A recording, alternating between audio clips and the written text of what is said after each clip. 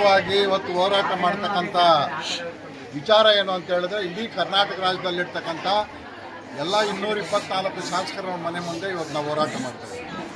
ಯಾಕೆ ಅಂತ ಹೇಳಿದರೆ, ಕಳೆದ ವರ್ಷ ನಾವು ಭಾಳಷ್ಟು ವರ್ಷಗಳಿಂದ ನಾವು ಒಂದು ಡಿಮ್ಯಾಂಡ್ ಇಟ್ಟಿದ್ವಿ. LKG UKGಗಳನ್ನು ಅಂಗನವಾಡಿಗಳಲ್ಲಿ ಪ್ರಾರಂಭ ಮಾಡಬೇಕು. ಮಾಡೋದ್ರಿಂದ ಅಂಗನವಾಡಿಗಳಿಂದ ಸ್ಟ್ರೆಂಥನ್ ಆಗುತ್ತೆ. ಮತ್ತೆ ಅಲ್ಲಿರ್ತಕ್ಕಂಥ ನಮ್ಮ ಅಂಗನವಾಡಿ ವರ್ಕರ್ಸು ಅವ್ರಿಗೆ ಬೇಕಾಗಿರ್ತಕ್ಕಂಥ ಬೇಸಿಕ್ ಫೌಂಡೇಶನ್ನ ಹಾಕ್ಲಿಕ್ಕೆ ಸಾಧ್ಯ ಆಗುತ್ತೆ. ಆದ್ದರಿಂದ ಅಲ್ಲಿ ಪ್ರಾರಂಭ ಮಾಡಬೇಕು ಅಂತ ಒತ್ತಾಯ ಮಾಡ್ತಾ ಇದ್ವಿ. ಇವತ್ತು ICDS ಅನ್ನು ಉಳಿಸಬೇಕು ಅಂತ ಹೇಳಿದರೆ ಅದನ್ನು ಸ್ಟ್ರೆಂಥನ್ ಮಾಡಬೇಕು ಅಂತ ನಮ್ಮ ಡಿಮ್ಯಾಂಡ್ ಇದೆ. ಕಳೆದ ವರ್ಷ ಸರ್ಕಾರ ಏನು ಮಾಡ್ತು ಅಂತ ಹೇಳಿದರೆ, ಒಂದು ಪ್ರಾರಂಭ ಮಾಡ್ತು, ಆಶ್ವಾಸನೆ ಕೊಟ್ಟು ಒಂದು ಕಾನೂನನ್ನು ಮಾಡಿ ಇಡೀ ಕರ್ನಾಟಕ ರಾಜ್ಯದಲ್ಲಿರ್ತಕ್ಕಂಥ 65,000 ಅಂಗನವಾಡಿ ಕೇಂದ್ರಗಳಲ್ಲಿ LKG UKGಯನ್ನು ಪ್ರಾರಂಭ ಮಾಡ್ತೀವಿ ಅಂತ ಹೇಳಿದ್ರು. ಹಂಗಾಗಿ ಲಾಸ್ಟ್ ಇಯರ್ 1,800 ಏಕಾಏಕಿ ಜಾಸ್ತಿ ಮಾಡಿದ್ರು. ಈ ವರ್ಷನೂ ಒಂದು 5,000 ಆಯಿತು. ಆ ಕಾರ್ಯಕ್ರಮ ಮುಂದುವರಿತಾ ಇದೆ.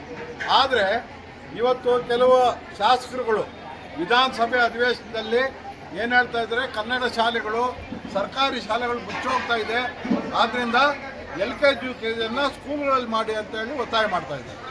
ನಮ್ಮ ಪ್ರಶ್ನೆ ಇರ್ತಕ್ಕಂಥದ್ದು, ಸ್ಕೂಲು ಉಳಿಬೇಕು, ಅಂಗನವಾಡಿ ಉಳಿಬೇಕು. ಹಂಗಾದರೆ LKG UKGಯನ್ನು ಅಂಗನವಾಡಿ ಒಳಗೆ ಪ್ರಾರಂಭ ಮಾಡಿ, ಅದ್ರ ಮೇಲೆ 1ನೇ ತರಗತಿ 2ನೇ ತಾರೀಕು ಇಂಗ್ಲೀಷ್ ಏನಿದೆ ಅದನ್ನು ಸರ್ಕಾರಿ ಶಾಲೆಗಳಲ್ಲಿ ಮಾಡಿ ಅಂತ ನಾವು ಒತ್ತಾಯ ಮಾಡ್ತಾ ಇರ್ತೀವಿ. ಆದರೆ ಅದು ಗೊತ್ತಿಲ್ಲದಂಗೆ ಏಕಾಏಕಿ ಸರ್ಕಾರ ಏನು ಮಾಡಿದೆ ಅಂತ 10,000 ಶಾಲೆಗಳಲ್ಲಿ ನಾವು ಮಾಡ್ತೀವಿ ಅಂತ ಹೇಳಿದ್ದಾರೆ. ಗೌರಿಬಿದನೂರಲ್ಲಿ ಕೂಡ 35 ಶಾಲೆಗಳನ್ನು ಗುರ್ತು ಮಾಡಿದ್ದಾರೆ. ಆವಾಗ ಅಲ್ಲಿಗೆ ಏನಾದರೂ ಮಾಡಿಬಿಟ್ರೆ 3 ವರ್ಷದಿಂದ 6 ವರ್ಷ ತನಕ ಇರ್ತಕ್ಕಂಥ ಮಕ್ಕಳು ಸಂಪೂರ್ಣವಾಗಿ ಆ ಕಡೆ ಹೋಗ್ಬಿಟ್ರೆ ಈ CDS ಅನ್ನು ಮುಚ್ಚತಕ್ಕಂಥ ಕೆಲಸ ಆಗುತ್ತೆ. ಆದ್ದರಿಂದ ಇದನ್ನು ಕೈ ಬಿಡಬೇಕು. ಅದಕ್ಕೆ ಪರಿಹಾರ ಇರ್ತಕ್ಕಂಥದ್ದು, ಕನ್ನಡ ಶಾಲೆಗಳನ್ನು ಉಳಿಸ್ತಕ್ಕಂಥದ್ದು ಪರಿಹಾರ ಇರ್ತಕ್ಕಂಥದ್ದು ಅಲ್ಲಿಂದ LKG UKG ಮಾಡೋದ್ರಿಂದ ಅಲ್ಲ.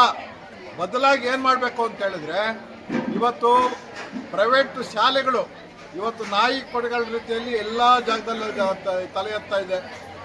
ಸಾವಿರಾರು ರೂಪಾಯಿ, ಲಕ್ಷಾಂತರ ರೂಪಾಯಿ ಲೂಟಿ ಮಾಡ್ತಾ ಇದ್ದಾರೆ. ಆ ಪ್ರೈವೇಟು ಅಥವಾ ಖಾಸಗಿ ಶಾಲೆಗಳು ಏನಿದೆ ಅದಕ್ಕೆ ಕಡಿವಾಣ ಹಾಕಿ ಸರ್ಕಾರಿ ಶಾಲೆಗಳನ್ನು ಉಳಿಸ್ಬೇಕು ಅಂತೇಳಿ ಒತ್ತಾಯ ಮಾಡ್ತೀವಿ. ಅದೇ ರೀತಿಯಲ್ಲಿ ICDS ಅನ್ನು ಉಳಿಸ್ಬೇಕು ಅಂತೇಳಿ ಅದಕ್ಕೆ ನಮ್ಮ ಶಾಸಕರು ಕೂಡ ವಿಧಾನಸಭೆಯಲ್ಲಿ ಇದ್ರ ಬಗ್ಗೆ ಚರ್ಚೆ ಮಾಡಬೇಕು, ಮಾತಾಡಬೇಕು, ICDS ಅನ್ನು ಉಳಿಸ್ಬೇಕು ಅಂತೇಳಿ ಈ ಕಾರ್ಯಕ್ರಮ ಮಾಡ್ತೀವಿ.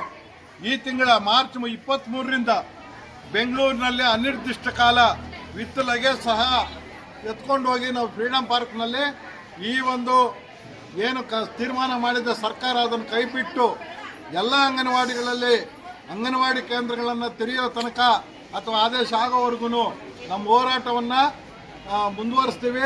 23ನೇ ತಾರೀಕಿಂದ ಅನಿರ್ದಿಷ್ಟ ಕಾಲ ಸರ್ಕಾರಿ ಆದೇಶ ಮಾಡೋರು ಕೂಡ ನಾವು ಹೋರಾಟದಲ್ಲಿ ಭಾಗವಹಿಸ್ತೀವಿ ಅಂತೇಳಿ ಈ ಮೂಲಕ ನಾವು ತಿಳಿಸ್ತಾ ಇದ್ದೀವಿ.